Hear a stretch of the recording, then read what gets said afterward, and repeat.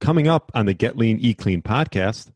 So like avoiding products with the vegetable and seed oils, um, avoiding a lot of refined sugars and avoiding, I would say, American wheat products and flours, I think can be super detrimental to a lot of people, regardless if you're celiac or not, um, especially like enriched wheat flour. So like those three things would be my main points of emphasis, along with the number of ingredients. It's like I really don't eat that many products that are even packaged to begin with. Um, just Yeah. because obviously going for whole food, single ingredient food is always the way to go, regardless of what paradigm you subscribe to. So just getting like simplified products, that it's like plantains, coconut oil, and salt. Hello, and welcome to the Get Lean, Eat Clean podcast. I'm Brian Grin, and I'm here to give you actionable tips to get your body back to what it once was 5, 10, even 15 years ago. Each week, I'll give you an in-depth interview with a health expert from around the world to cut through the fluff and get you long-term sustainable results.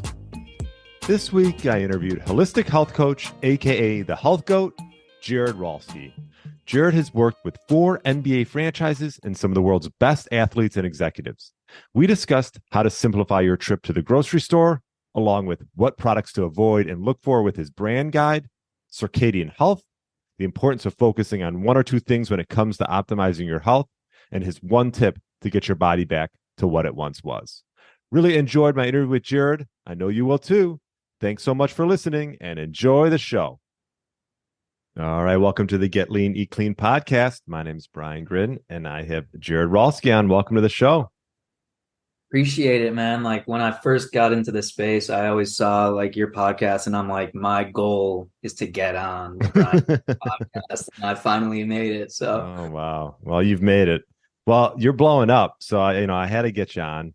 Holistic health coach puts out awesome reels. So check out his Instagram. Your handle is What's your handle? Is it just holistic health coach or is it uh, changed? No. it's the Health Goat, the.health.goat. And how'd you come up with that name? I had started with a different name originally, and then I created a course and named it the Health Goat, just because a lot of like the imagery and theme that I put out there, like us being Chicago guys growing up in the Chicago Bulls dynasty era, it was like Michael Jordan and Muhammad Ali, and just like bringing like this sort of culture into the health space, because that's like what kind of has always like driven me, and I'm just like a fan of these all-time greats. So I'm like, let's just go Health Goat all the way. It just kind of fits the branding, and I definitely think it's helped the cause. Yeah, greatest of all time. And on your Instagram, you put a lot of reels out there. What sort of motivates you, or what's the reasoning behind a lot of these reels? Well, obviously, I think any creator would be lying to you if they said that they weren't interested in how many people they're reaching, because, our livelihoods and our ability to run successful businesses is in essence tied to it in some cases. So, the viewers in many cases, like the feedback that we're getting from the algorithm and what people want to see, like can dictate what you're putting out there. So obviously, like I have a pretty clear message, and then being able to tailor it in certain ways, put my own unique spin on it, and like artistic kind of aspect to it, like is the motivation. And that's what seems to kind of reach as many people as possible, if that makes sense. Yeah, no, for sure. And what what got you into this, like the health space? I mean, some people have these elaborate stories. Like, what do you have a story as far as like weight loss, or just maybe health issues that you've overcome or anything like that? Well, I was living in Italy for a couple of years. I was managing a team in the Italian basketball league, and I felt all right physically, but I was definitely gaining weight. I mean, literally, we eat pizza and pasta every meal out there. And then I moved back to the States about 6 years ago, and I was living in Los Angeles. And I think most people approach health from an aesthetics standpoint. And I'm like, okay, Los Angeles is pretty competitive. If you're a single guy, like you have to uh, upgrade yourself. So that was kind of the first step. I'm like, I gotta get these chicks, so I gotta look better. And It was just like a slow process where you realize health is so much more than that, and you're like peeling off layers, and then like different things occur in your life, and then you're kind of getting deeper and deeper. And then long story short, during the pandemic, I still work in the NBA, and during the pandemic, the league shut down for a period of time, and I'm not one of those type of people that just like stay still and kind of just like, okay, nothing to do. So I went back to school at the Primal Health Institute, which is Mark Sisson's health coaching certification course, and did that for 6 months, and then kind of just started creating content, coaching mostly people within the basketball space, actually. So I'm almost kind of merging the two communities, if that makes sense. Yeah, yeah, for sure. Do you feel like there's a need in in that space within the NBA for like a health influencer to help, help a lot of these athletes? Are you working mainly with athletes? It's actually mostly with coaches is who I'm really targeting. Okay. Everybody kind of wants to get their hands on athletes, and I know that these philosophies help every human being. So I know it would help the athletes, but I think it's just a smoother ride if I'm approaching this like, let me work with your coaches, because yes, they do absolutely need it when you're considering a lot of these guys are working the graveyard shift in a sense where they're up late at night. They have games that could start at 7:30 p.m. They're just getting bright lights beat down on them. And then, they're really stressed out for a number of reasons. Like you have 17 NBA basketball players. It's like having 17 kids. And then they have a family. They're running an organization. They're taking red-eye flights. They're hopping time zones. They have food, like unlimited access to food. So I kind of look at it as all of us, for the most part, have a financial advisor, and having a health advisor to just help put these decisions on kind of automatic, help them kind of just make the decisions for them, like kind of empower them to create the best possible health routine for their lifestyle, like, is invaluable. So I think a lot of guys that have signed up and gone through it have gotten like it's eye-opening for them. And is that, I know you have a brand guide, a grocery brand guide. Maybe explain that. That's something that's one of your big items. So basically, with the content that you're creating, like a lot of us are going to be like, don't eat this, don't eat this, don't eat that. And like that content gets a lot of play. And then the common response in your comment section is always like, where are the alternatives? We need alternatives. So basically, I created this, it's like a 75-page interactive PDF where I went through every item in the grocery store you can buy. So cereal, chips, cookies, granola, trail mix, nuts, butter, milk, plant milk. And I'm like just overly simplifying this where it's like, these are the 5 good brands to focus on based off of all my research, based off the ingredients, the sourcing, all these nuances. And these are the 5 or whatever 10 that you want to avoid. And here's the reasoning behind it. So it's like, we don't need to watch video after video. I put it all in one source, and it's been like a big hit. Like I wasn't expecting it to, people to just like flock to it, but I've sold like hundreds of these already in a month, and the feedback has been phenomenal because it's just kind of simplifying a very complicated problem for people where it's like they just want a solution, and they just want to know what to buy, and they just want to know like in as quickest terms as possible. So I'm like, here it all is. You can literally just go to a table of contents and you're like milk, and you click on the milk. It's like A to Z. It takes you directly to the milk page. Here are the good brands. Here's what you want to avoid. And I'm constantly updating it as well because these things do change and new products do come out. And yeah, it's just like, here's how to navigate the grocery store. This isn't a grocery list, right? It's like, because I could give 2 moms the exact same grocery list and they could come home with vastly different products in terms of how it could be impacting your health based off of the oils that's in it or the flours or how much sugar. And it's like, let's just equal the playing field, because I think people are like vastly confused by how to go through a grocery store now. Well, yeah, I totally agree with, and I think this is a big need because, you go to a grocery store 20 years ago and there weren't 20 options for like milks and basic stuff, right? Where you'd have like two choices, and whether they were healthy or not, that's beside the point. But now it's like, okay, now you have like 20 choices for like drinks, milks.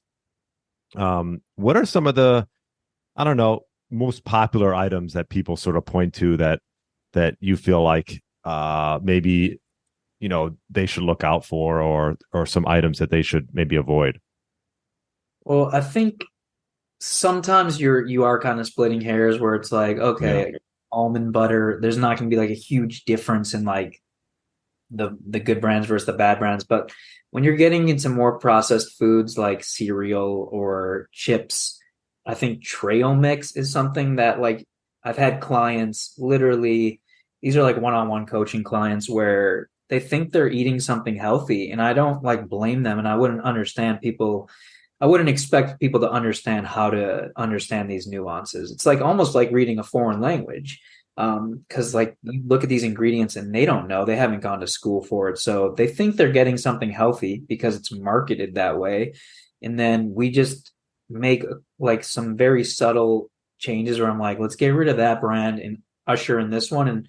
And they like legitimately feel a difference in their digestion, energy. And it's always multifactorial, right? But these things, the more we can kind of control what we know we can control, the better. So I'd say like if you're really, the first thing you want to look for is the oils that the product is being made with. So like 95% of products on shelves are really going to be made with vegetable and seed oils, which I'm sure you're pretty well versed in, and what I would consider like one of the main factors that is leading to people's health deteriorating.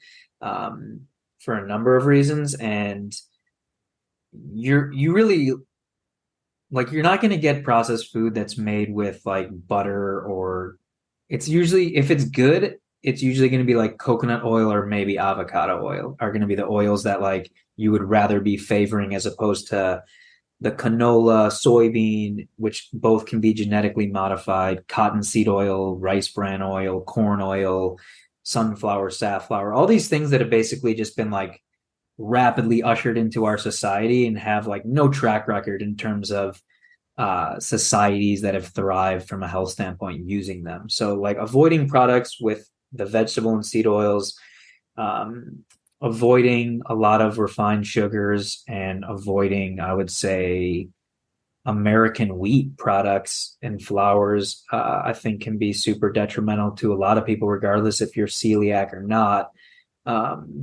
especially like enriched wheat flour. So like those three things would be my main points of emphasis, along with the number of ingredients. It's like I really don't eat that many products that are even packaged to begin with. Just because obviously going for whole food, single ingredient food is always the way to go, regardless of what paradigm you subscribe to. So just getting like simplified products, that it's like plantains, coconut oil, and salt. It's like, okay, this is like, these are quality ingredients that I can recognize, and it's not like a million things I can't pronounce on there. Which I could probably pinpoint what it is, but like, what it's actually doing to our bodies, I think is unquantifiable. And how have you, like, well, now you've been back in the States for 6 years. What have you seen? Have you seen a pretty big difference in your health after, leaving Italy? Were you in Italy? Is that right? Yeah. I'd say it's definitely harder here. There's a lot more to navigate in terms of, restaurants, without a doubt. Like I don't think it's coincidence that almost all my friends that I speak to, when they're traveling or they're eating at restaurants, like in a continuous pattern, like they feel like trash after 4 days. I think without exception, like it's pretty universal here. And then a number of other factors. I think it's just like I wasn't, I don't think, as in tune with my body when I was in Italy. So I can't really say I was definitely healthier. I mean, I was definitely heavier. I'm sorry. I think I've lost probably like 20 pounds, but um, the pandemic, I think, brought on a lot of challenges for people, including myself as well. And then I never used social media before the pandemic. I was always like, that's not healthy. I had no reason to be on it. So I was like, what are you guys doing? You Right. know, and I created this brand and whatnot. So it's definitely, I think most creators would agree that it just leads to all sorts of other. I actually just hired a health coach. Um, just like the accountability and pointing things out and giving me like more structure around things, like, an investment in yourself is always, I think, going to pay off. So it's just different challenges with like the technology and the social media in general is like very addictive. It's like has a it's designed to be addictive. And I think the only way to override it is like abstinence. And it's like hard, so I think a lot of us struggle with that. But I'm healthier in certain ways than I was in Italy. Like I'd say I'm overall healthier for sure, but it's like I have to do a lot of things to kind of maintain it, it feels like. Well, I notice on your Instagram you do cook for yourself a lot, right? Yeah, I'd say like 95% of my meals are going to be homemade meals. It's not like I'm ordering DoorDash ever. It's the only reason I'll ever really go out to eat, is just to congregate with friends. Right. Um, you notice on your Instagram you talk about light, sleep, and food. Let's talk a little bit about light and sleep. What are the things? What are sort of those? I don't know, those big things that people could maybe do to help them with one sleep, and then also with I know we talk about blue light. I'm assuming that's what you're talking about, and natural sunlight probably is important as well. Well, I think when you're looking at all these aspects of health, have it be nutrition, sleep, light, communication, community, basically we've got all this new age technology and whatnot, and it's all basically processed now. Like the communication is artificial, the light is artificial, the food is artificial. These online communities, in many ways, are artificial. They'll never be a substitute for actual human interaction. So when you look at people that are talking about biohacking and whatnot, it's basically just a practice to trick your body into thinking it's back in its natural state. And that can be through a lot of different mechanisms, because that's like, I'm not saying let's go back and live in the wilderness. We can all hunt our own food and have gardens and whatnot. That would maybe lead to optimal health for a lot of people, but we have to find ways to kind of like usher in these ancestral tools into this world that we're living in today. So that's why you see these people. It's not like we like wearing these like blue blocking glasses and whatnot, but it's kind of like a necessary thing if you are basically staring at light past sundown is just completely tricking your body. And you have overhead lights on, which I do right now inexplicably. I could totally turn them off, but it really doesn't make sense because the only time you're even going to see that in nature is at solar noon, which is only like a few minutes. And then we're basically sitting under that past sundown, and it's just not naturally occurring in nature the same way that like a flickering light wouldn't be occurring in nature. But most light bulbs that are in people's houses are going to have a flicker that they might not even realize. So it's just kind of almost taking a standpoint of like mimicking your indoor environment to replicate what's actually going on in nature at that time. So like turning off your lights, when the lights on the universe go down, that's pretty much like a good cue for you to kind of turn it down and start getting ready for bed, because you're seeing so many people, and I think it's multifactorial, but you're seeing so many people are developing insomnia issues and sleep issues, and the phones are, I think, going to be the number one reason why. Just like really, I mean, I wrecked my hormones, I would say, like during the pandemic. When I got on social media, I was creating content like deeper into the night than I normally would have. I'm like sitting staring at my phone until 11:30, and like it really put a number on my digestive system, and I didn't put it together at first. I was like, it's the food. I gotta like eliminate vegetables, and I gotta do this, and I gotta like, I was just going down these rabbit holes almost in denial, when it really was a circadian health factor for me when I started just moving my bedtime up closer to what I would consider more natural, like 9:30 p.m. getting the blue blockers on, like putting the phone away before like an hour before bed, it improved drastically, and like all of my health markers improved drastically. So it's just like finding these little tools and ways to kind of limit the blue light exposure, because it makes you psycho. It's like they're if like go to Vegas, right? Like these people that are designing these cities are extremely intelligent. It's all designed to keep you up all night gambling so they get more of your money. They know what you're doing. They know what they're doing, right? They're not going to have like dim lights and give you red light glasses in there. They're turning on all the lights. And like bumping music and whatnot. And then like we're basically recreating Vegas like in our houses every night, just staring at screens.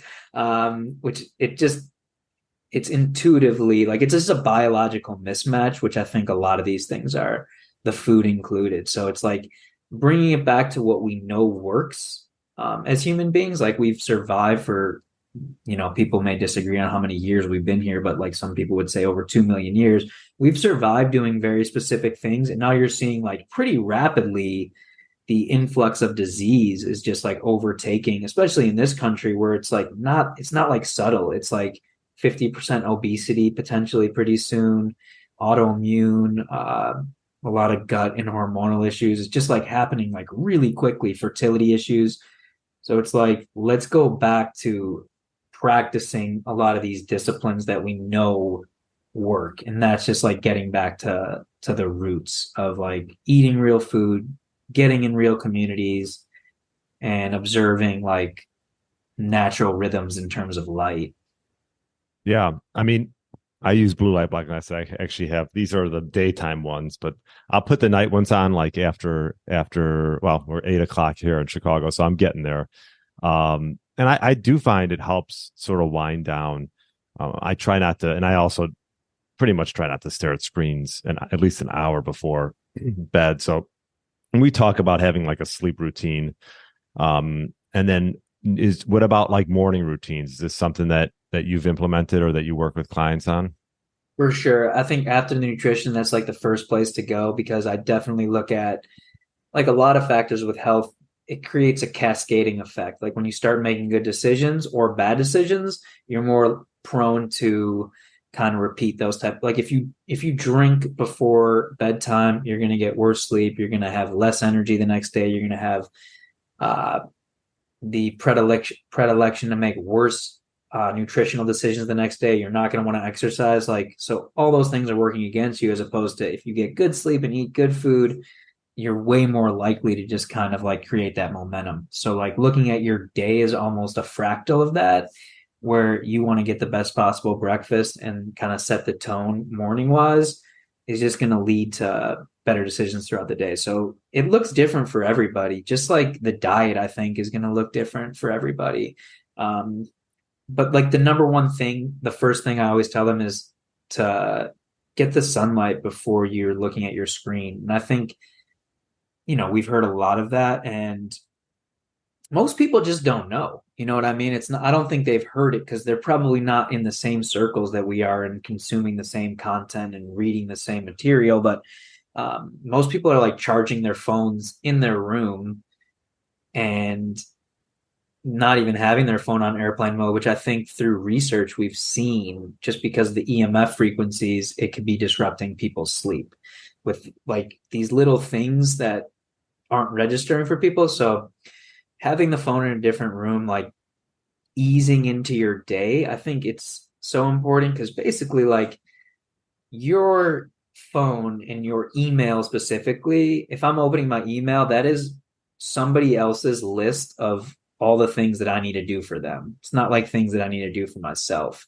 And especially if you're opening up social media, like you're giving away all your control right away in the morning, and your brain's in a pretty malleable state, like based off of your brainwave frequencies, like you're kind of transitioning from this like sleep state into an awake state, and you're feeding yourself like potentially like a lot of anxiety and setting off an alarm in your body, as opposed to just like slowly easing into the day, like kind of releasing the right hormones at the right times, like by just observing a more natural pattern. So it's like getting outside. You don't need to have like an hour routine, but I'll pretty much not look at my phone off of airplane mode for like an hour, 2 hours each morning. Like, and when I do look at it, when I finally turn it on, I just feel gross immediately. It's like I would love to turn it off all day, but I Yeah. don't think it's an option. Yeah, well, now you got this, this big following, and people are expecting your reels. Yeah. What would you say? Um, well, what I was going to say was, I think this like bumper to bumper approach is a good thing to keep in mind when it comes to eating and when it comes to social media and your phone. Like, if you give yourself these bumpers on each side of the day where you're not being exposed to what blue light or your phone or eating too close to bed, and then necessarily eating right when you get up, right? Like, I think that's like a simple way to just like start. If people like are like, well, where do I start? Like, do I have to fast for, no, you don't have to fast for long periods of time. But I think that you should just give yourself maybe an hour, at least wake up, and in that same hour that you're giving to not consume like a bunch of food, is you're not going to consume any social media and anything that has to do with your business or whatnot. And I think if you do that on the back end and the front end, I think that's a good place to start.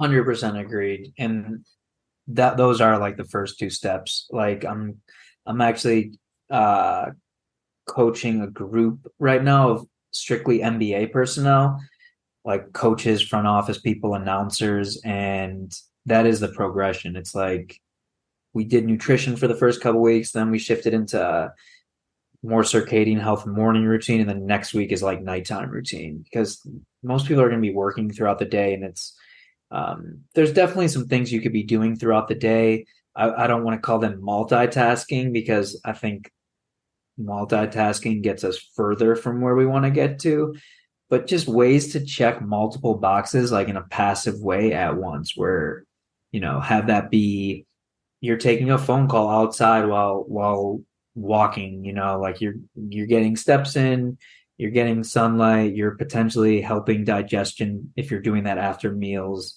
Like just taking these little breaks to get outside, like having an Uber drop you off at a destination like 10 minutes before to get those extra steps, get more exposure to that natural light. Like just finding these little creative ways to work it into your day where it's like not overhauling your entire life and you're still on track. And I think people, they look at health in such an intimidating factor. Like, I can't do that. I can't, whatever you're selling, like, I can't buy it because you're going to basically like overhaul my entire life. And it's really not like that. I kind of look at it as like, I use the metaphor a lot with a lot of my clients. Like, if you were a player development coach in the NBA, like if you were Michael Jordan every summer, like he's going to master like one or two new skills to bring into the next season. He's not going to like totally overhaul his game and like add 10 different things. Like maybe he's going to add an outside shot, which is only going to help the rest of his game. It's like if you have an outlet in the wall, you're not going to plug in like 15 appliances into it because like they might work for a while, but then you're going to blow a surge. Mm-hmm. So it's like, let's just give you one or two things to work on, build that foundation, and then just keep adding as your routine like kind of grows. And then by the end of these programs, you have like your own personal health routine, like tailored to your lifestyle and like what you're specifically going through. So like that's kind of my approach. And it ultimately is going to add to people's lives, like, more clarity, more energy, more productivity. Do you have any stories? Do you have any good stories of some people who have made some changes? Yeah, for sure. I mean, like it's almost impossible to not make positive changes. Like I think if you enroll in anybody's course or anybody's like one-on-one coaching program, like I've had people that follow my Instagram for years and they don't get anywhere, right? Because it's like you don't pay attention to what you're getting for free. And then immediately they make that investment and like within 2 weeks, their entire life has changed. And it's like whatever I'm telling them, it's like the same stuff that I'm telling you on this podcast, right? Like Yeah. the program is not that complicated. It's simple, but I think people like you got to put either an investment towards it, energy wise, time wise, financially, to expect the results. It's like if I wanted to be better with my money management, I just hire like a financial advisor, right? Like I'm not going to go follow a bunch of financial advisors on Instagram and try to figure out where to like what stocks or real estate. I would be completely lost. But like the best way to get a result, obviously, is to hire someone who's gotten that same result and they can just expedite you there. Unless you want to put in, like, which I totally respect. If you're like, you have the time and you're like, I'm going to read all the same books that this guy did, I'm going to go through the program. Um, Well, it just goes to show you hired a coach yourself. For sure, because I Right. mean, it's a completely different program than whatever I put people through. Because a lot of us are going to have different areas of expertise. Like a lot of people come to me and I'm like, I'm not the right person for you. Like, you're like a female and you have like hormonal issues. I'm like, you should go see my friend such and such. Right. Uh, because we all have like different areas. I'm like kind of like, I would say the first line of, I don't want to say defense, but like offense almost. Like this is like these are the fundamentals of health. Right. This is like how we're kind of intended to live. Um, You're the health goat. yeah, at the root level. But like myself, I'm like focused on some other things that like I've done all these things. I know I can still feel better and like kind of get a little more accountability, improve like some of the phone habits specifically, some like detoxification stuff. Just kind of like perfect the craft a little bit more and then hopefully learn more things to bring to my clients. But most of my clients, like they don't even want this level of nuance. Like Right. I just want to meet people where they're at and like make it as simple as possible. Are you working with mainly like males, would you say, for the most part, or? Yeah, I've got one female client, but most of the guys are just, you know, somewhere between like 35 to 45 years old, like pretty busy, successful guys, whatever line of work they're in, have it be MBA or something else. And they've achieved a lot of success in a lot of parts in their lives, have it be financially or family wise. Um, but this area of their life has basically kind of been left behind. So Yeah. it's like catch that up, like you have the ability to do these things. It's not like you don't have the discipline and whatnot. You just kind of need that education and the accountability combined. And they have like typical problems. Like they just want to lose 15 pounds, like understand some of these things, build an awareness around it. And then like with those things comes like obviously the energy, they just feel better in their bodies. It's not Mm. like they have some acute chronic illness that they're coming to me with. Um, just like gaining weight and kind of aging a little too rapidly. Yeah. A lot of my clients are around the same age, maybe even older. And I think what I see happens is they sort of put their health on the back burner for a long time and they prioritize other things. And then they start to realize, well, it's 15 years just passed and, I'm not looking the way I look, and they become a little self-conscious and they lose confidence, and it just creates this spiral um, sort of effect. And yeah, that's the importance of having someone to, mainly to hold them accountable, right? For sure. The accountability is everything. I mean, I'm sure from the guys that you coach, it's like because if you put that investment towards something, you kind of owe it to yourself just to follow through on it. You're like, I'm going to listen to this guy. I paid him. He's like the expert. And it's just, you're way more likely to follow through on it, actually get the right education and stick to it as opposed to these other kind of avenues that I think there is a level, and obviously not our clients because they've invested in it, but there's a level of entitlement that people think they should get everything for free because there's so much content now that is Mm. free. And like in reality, they are getting it for free, but like they would have to sift through it and streamline their process because there's so many creators out there. And I think you're getting an information overload where it's like, and people just don't even know what to do because it's like, you got to go carnivore, you got to go keto, it's like there's so many paradigms, Right. and they might be getting fed all of them, and it's like, where do I go?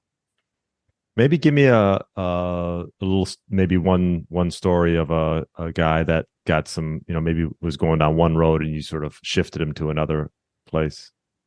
There's one client in particular, and he was like pretty heavy, suffered through depression, and just had a terrible relationship with food, like psychologically. He had some childhood things where some abuse things, I think, and like he would just use food as a way to kind of cope with whatever is going on in his childhood. And like these things are getting ingrained in us, whatever traumas you're living through, and like that's kind of his defense mechanism for it. And I think just through the support and eliminating some of these foods that were kind of like creating more of this like spiral form where it's like the sugar and the oils and some of the grains, like getting rid of those and focusing on like more nutritious whole foods. He's lost like at least 30 pounds, I think. And like his wife is always like, you're in such a better mood. And like, I would never model myself as like, I'm going to cure your depression, or like, this was just one example. But I think people don't always realize that the inputs they're putting into their body through food can have a huge impact on their mental health and whatnot. And like, it just created a lot of momentum, and it's changed this guy's life. And, he would probably be like the one that kind of stands above. But there's a lot of people, like even the girl that I'm working with right now.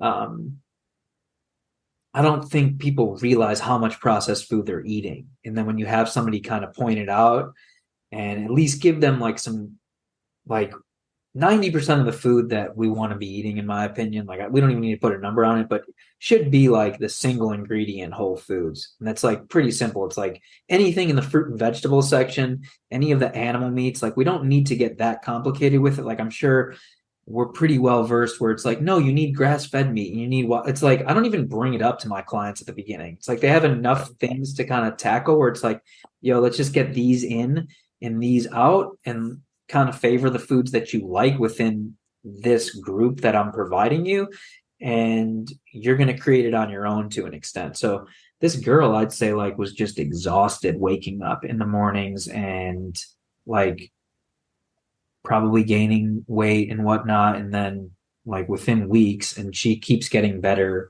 Like I just heard from her today, like she lost 5 pounds last week alone, and like that these aren't like these things ebb and flow, right?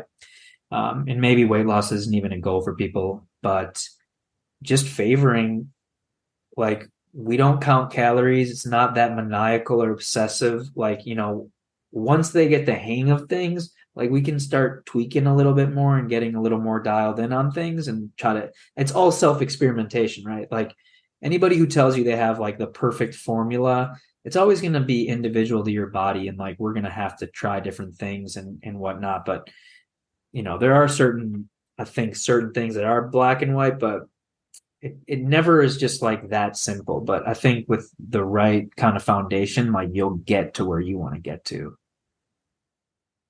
The health goat, Jared Ralsky, laying the law down, loving it. What one tip would you give someone if they were looking to get their health back? There's a question I ask probably 90% of my guests. Let's say they're trying to get their body, even their mind back to what it once was 10, 15 years ago. What one tip would you give that individual? I would hire somebody, and I'm not even trying to solicit business on this on this podcast, like by any means.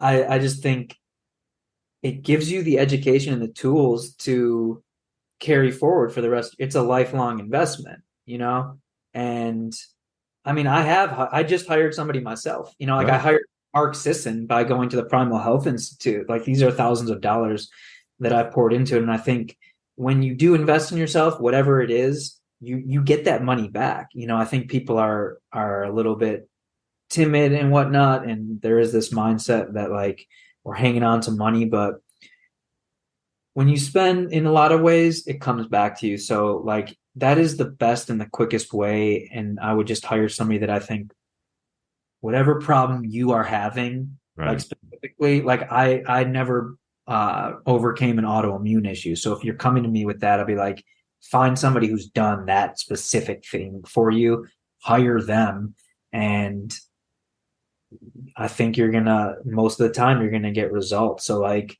sometimes you gotta like I could sit here and be like, just eat real food, but like I don't even know if people know what that means, to be honest. And like I'm sure they've heard it a lot of other times. So it's like taking that leap of faith, have it be a group course or just a one-on-one, you're gonna elevate your health and you're gonna do it quickly and you're gonna have the skills because inevitably people are gonna fall on and off the wagon, right? Right. It happens to all of us, but now at least like, okay, I worked with Grin. I know exactly what I need to do to like get myself feeling good. And then like maybe you get to a more advanced level and you want to learn something new, but like buying courses, which I do have one, like it's not I think most people buy them and they don't even go through them.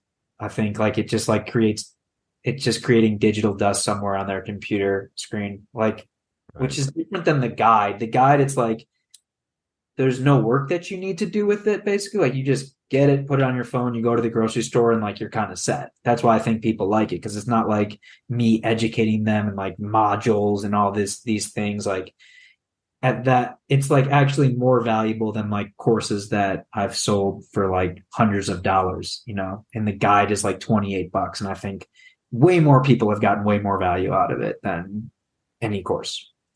Yeah. I agree. I mean, I think nowadays it's like for anything you could hire someone for, like I do stuff on social media. I'm like, okay, well, Facebook, whatever, Facebook ads. Like, I don't want to sit here and try to figure every little thing out. Like, I'd rather hire someone to help me or guide me through it or, same thing with health. And I always say, if you don't have your health, what do you have? So it's like, it's the best investment you can make. And like you said, find someone that's maybe been through that or that you can relate with. I work with middle-aged men for the most part. It sounds like that's 35 to 45, maybe is your niche. But yeah, I mean, you're preaching to the choir here. I agree with you. Well, this is great, Jared. I've known Jared for a while. Friends with his brother, Daniel Ralsky, successful entrepreneur. What's that? Satchel and Page is his brother's line.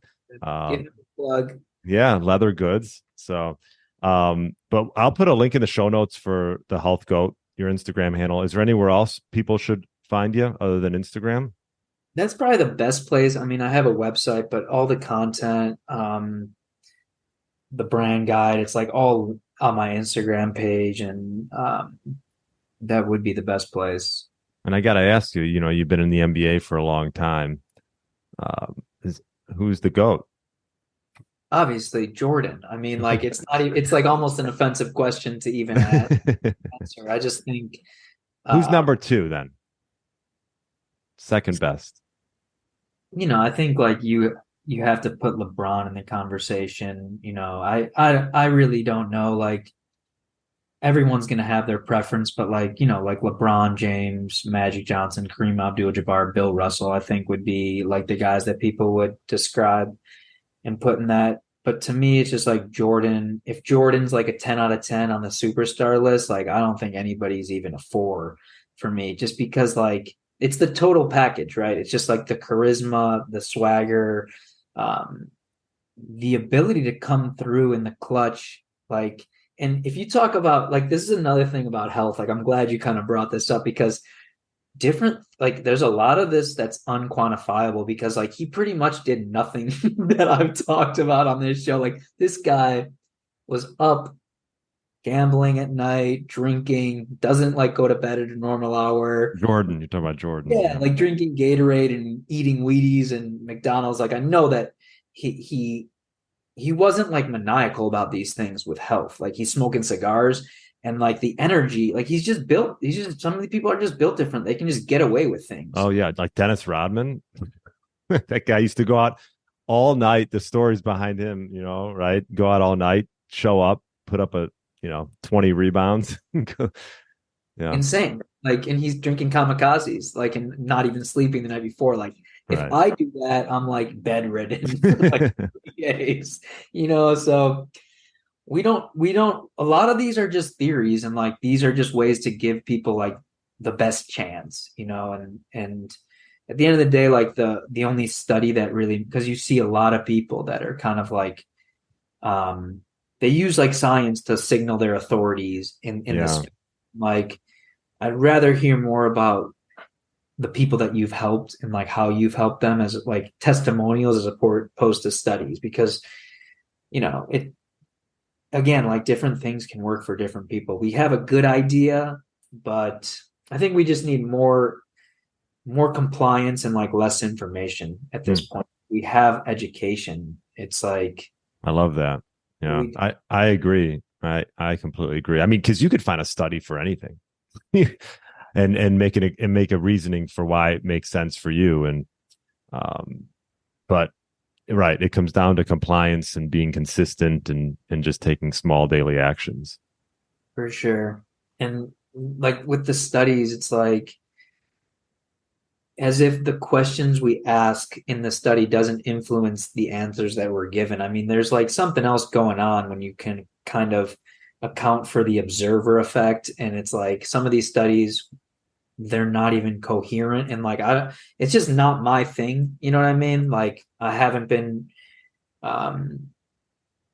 well versed in like how to read the science. Like everything in like Sisson's program, it's like science based combined with like this anthropological like view on health, right? So yeah, we kind of, I think, just get out of the weeds and just make everything as simple as possible, for people is the best approach. All right, Jared, I appreciate you coming on. You finally made it on the podcast. Yeah, I feel like I'm in the Hall of Fame of health. So yeah, this was awesome. I loved it. So I thoroughly appreciate you having me on. Yeah, I appreciate you coming on, and I'll put a link in the show notes. The.Health.Goat on Instagram. Look out for his reels. They're really informative. They're funny, and it's worth a listen. So, and a watch. So thanks again for coming on, Jared. Thank you. Thanks for listening to the Get Lean, Eat Clean podcast. I understand there are millions of other podcasts out there, and you've chosen to listen to mine, and I appreciate that. Check out the show notes at briangrin.com for everything that was mentioned in this episode. Feel free to subscribe to the podcast and share it with a friend or family member that's looking to get their body back to what it once was. Thanks again, and have a great day.